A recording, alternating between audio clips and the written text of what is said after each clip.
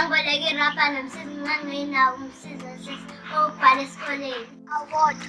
Ngela ngashawa khona uthisha ngenxa yokuthi umsizi nganginawo ngawunezitha.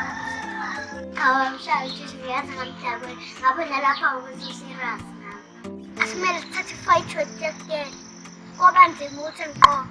Ngagcina imqome ngoba-ke ngibala-ke ngakuboleka umsizi eklasini. Wangiqoma kanjalo uSithami saqala sesithola esikoleni sengicela amashumi, sengimupha amashumi, noma u-R2. Ya, indoda kufanele ikhokhe ngoba ngikubona kanjani. Akufanele ngikhokhe bafethu. Ngibuza ukuthi uThami kanjani. Elibona iphutha kwaba ngibhekile eklasini. Angeke ngize ngilahleke ngokwami. Bebengifuna bonke eklasini. Nginiyazi nami bafethu ukuthi igolide litholakala kalula le-South Africa.